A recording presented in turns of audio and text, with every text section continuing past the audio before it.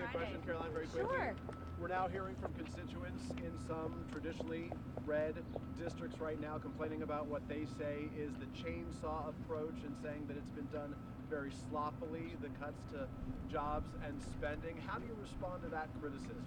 I love how the media takes a few critics when the overwhelming response from the American people is support for what this administration is doing. If you look at the public polling, 70% of Americans, according to CBS, believe that President Trump is delivering on the promises he made.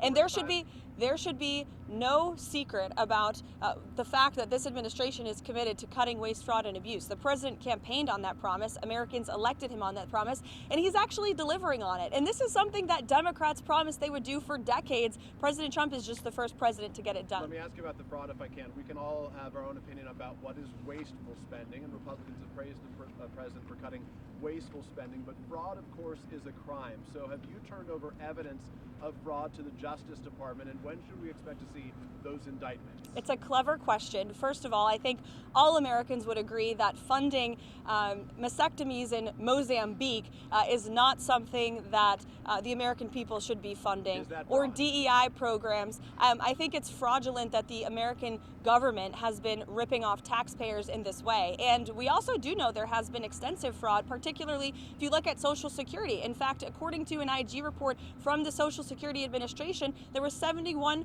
billion worth of fraud in one single fiscal year that we know about. And so that is a lot of fraud, Peter, that the government has admitted to. So this administration is committed to finding even more of that fraud, waste, and abuse. To be clear, that $71 billion was from 2015 to 2022, so it wasn't in just 1 year, and it was $71 billion. But it wasn't in 1 year, just to be clear. In one report. And it was in one report over multiple years, from 2015 to 2022. So are you defending $71 billion in fraud, Peter? That's a lot of money, far too much, and that's why this administration. Why is the media so against cutting waste, fraud, and abuse from the government? I don't get it. I just want to ask a question. We won't be deterred. We will not be deterred from people like you and the press who are clearly adamantly opposed to cutting waste, fraud, and abuse. But we know that American taxpayers at home who have been struggling with an inflationary crisis don't want their tax dollars going towards crazy DEI programs in